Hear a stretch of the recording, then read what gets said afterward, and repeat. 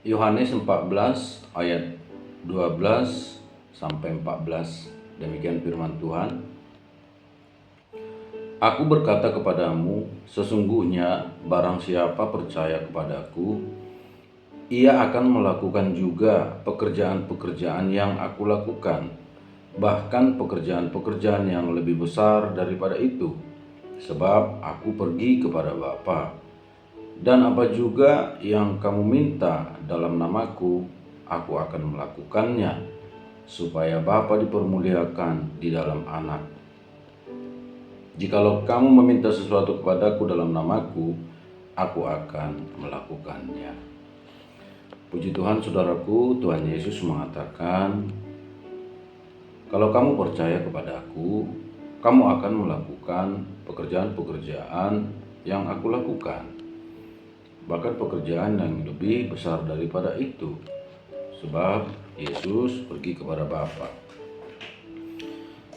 Saudaraku yang dikasihi oleh Tuhan Yesus, menurut firman Tuhan ini, kalau kita percaya kepada Yesus, percaya kepada namanya, pribadinya, perkataannya, kalau kita percaya kepada Dia, maka kita akan melakukan pekerjaan-pekerjaan yang Ia lakukan.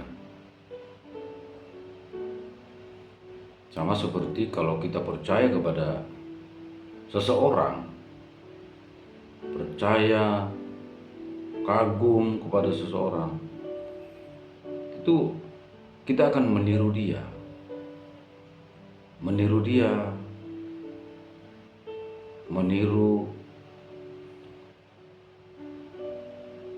cara hidupnya, meniru mungkin perkataannya, meniru kebiasaan-kebiasaannya. Kalau kita kagum, percaya kepada seseorang, itu akan mempengaruhi kita. Sehingga Tuhan Yesus mengatakan, kalau kamu percaya kepada aku, kamu akan melakukan pekerjaan-pekerjaan yang kulakukan. Kenapa? Karena memang kita di dunia ini itu adalah untuk berbuat, untuk melakukan sesuatu. Ya. Yesus ada di dunia, dia untuk berbuat, untuk melakukan sesuatu. Ada tujuannya. Jadi bukan hanya ada di dunia tapi seperti kebetulan saja, seperti ya hanya sambil lalu begitu ya. Jadi memang kehidupan manusia itu sungguh berharga. Tidak ada yang secara kebetulan. Semua dalam pengetahuan Tuhan. Ya. Jadi manusia kalau hadir di tengah-tengah dunia ini, terlahir ke dunia, itu sepengetahuan Tuhan, seizin Tuhan. Dan ditakdirkan untuk bekerja.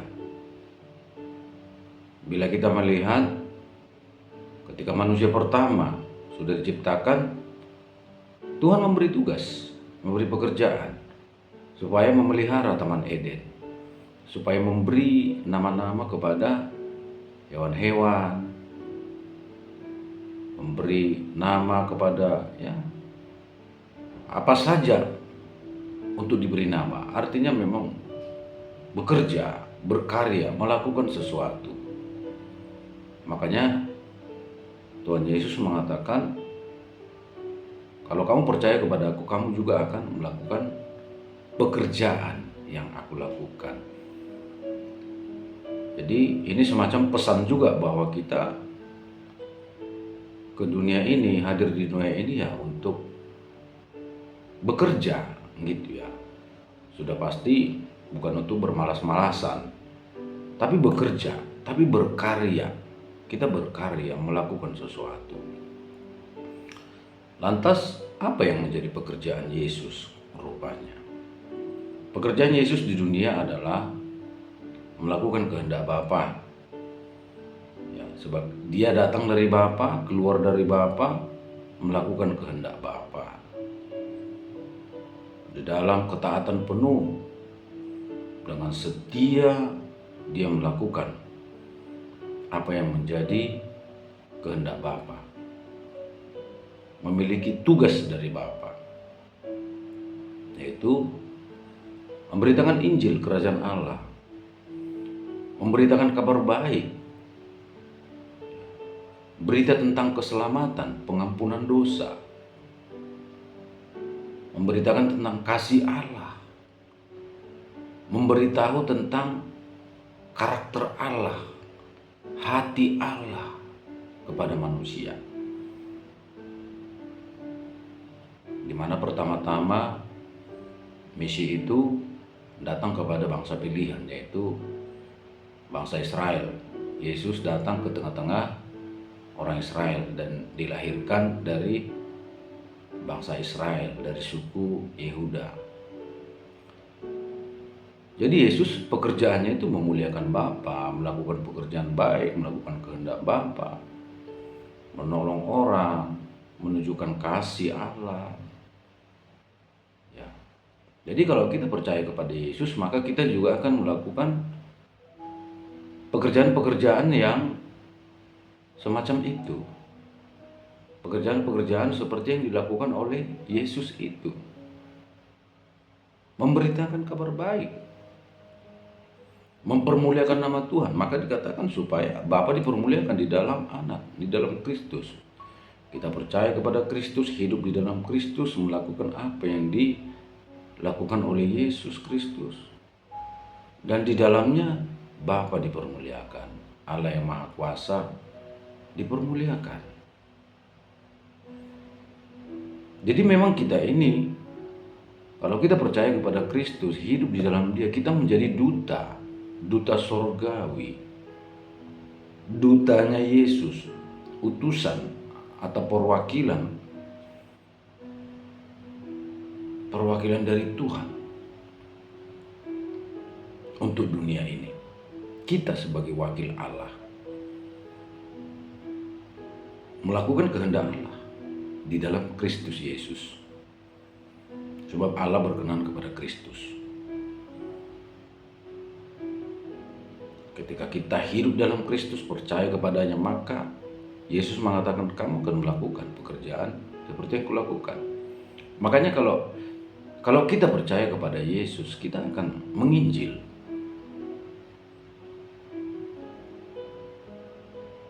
Tidak selalu menjadi misionaris, pergi ke suatu daerah terpencil, daerah yang belum terjangkau, daerah mungkin yang lagi